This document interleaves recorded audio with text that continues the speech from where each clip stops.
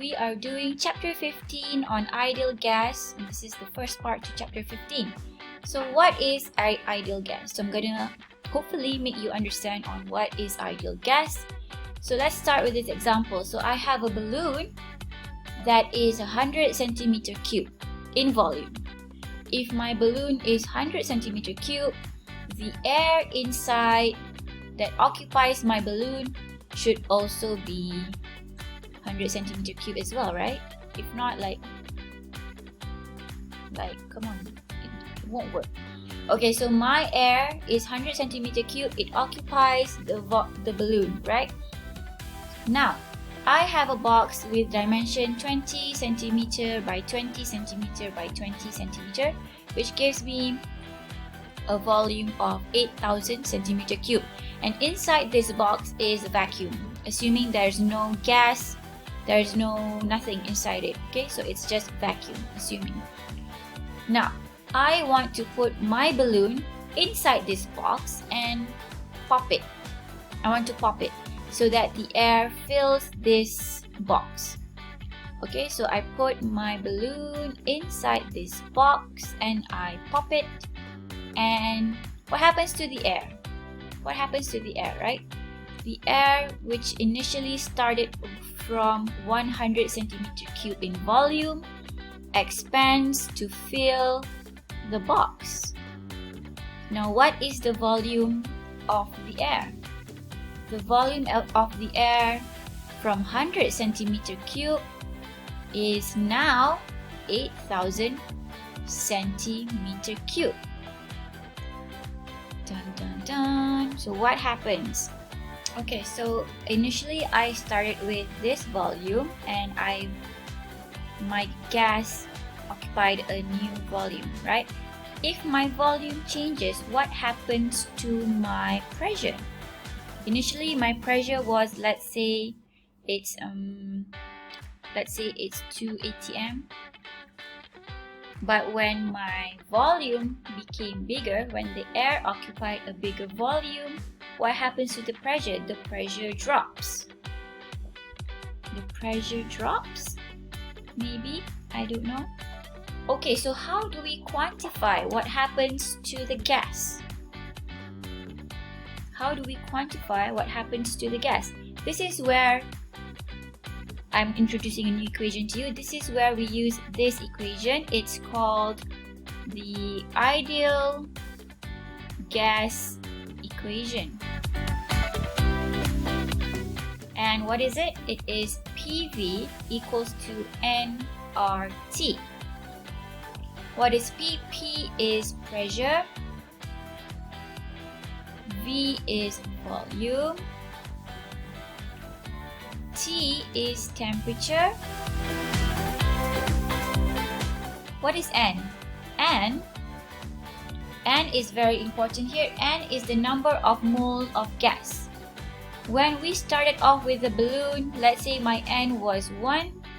If I release my gas in this box, my N is still equal to 1, even though my volume changed. So this is the number of moles of gas, and R is a universal gas constant. We'll talk more on this later. It's basically a constant. Now, I am showing you the ideal gas equation. How can we use this to find out what the pressure is? Aha. Okay, let me pause here.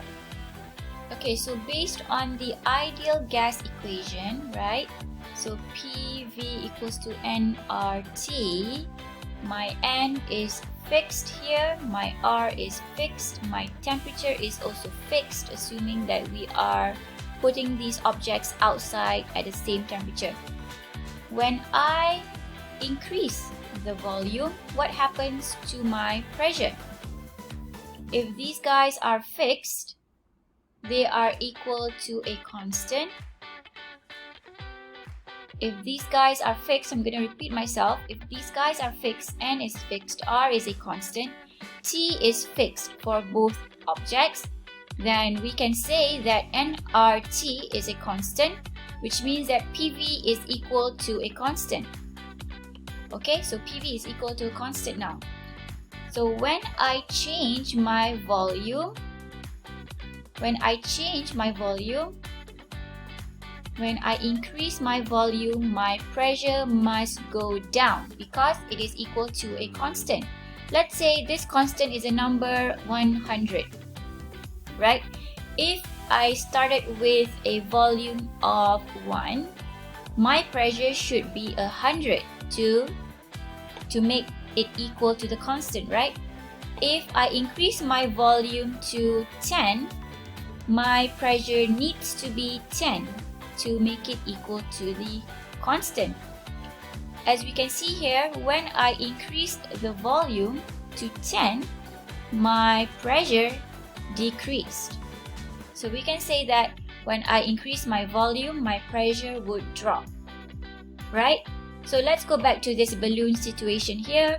When I have a fixed number of gas n equals to 1, which means that the number of gas, the moles of gas is fixed, and I put it inside my box, I release the balloon, I pop the balloon inside this box, the air expands, the volume of the gas increases, but the number of moles are still the same. What happens to the pressure of the gas? The pressure of the gas goes down. So here we can say when V goes up, P goes down. So who can use PV equals to nRT? Of course, ideal gas can use it, and also gas that can be approximated to an ideal gas. So what are the characteristics of this gas?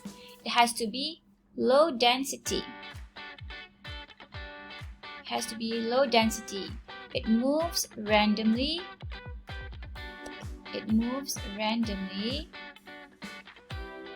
and exerts no forces between each other. Exerts no forces between each other. There's no interaction happening. And each particle of the ideal gas is point-like, or it means that it occupies a negligible space, negligible volume, which means that it's super small. Okay, that is what it means. That is why it's almost like a point-like. What is a point-like? Point-like is basically this. It's a point. It's a dot in the world. So it's very small. Okay? And the last one is each particle. Oh, this is repeating myself. Each particle, how do I say this? Each particle, when they collide, when colliding, either with themselves or with the walls of the container, when colliding with others or walls, the collision is of elastic collision. It's elastic collision lah, basically. Elastic collision. What is elastic collision? Dah lupa. Elastic collision is when you don't lose any energy, which means that if my gas bumps into one another, they don't lose energy among themselves. When it bounces off the walls, it does not lose any energy. So we are assuming that everything, there's no energy loss happening. There's no friction. There's no, whatever that causes energy loss to happen. Alright, so these are the assumptions for an ideal gas, and a gas that can be approximated as an ideal gas should also behave in this sense as well. Okay, so why is this important to understand? Because we are moving on to the kinetic theory of ideal gas, and it relates to these characteristics. Alright, so I'm going to pause myself. Let's move on to kinetic theory of gases.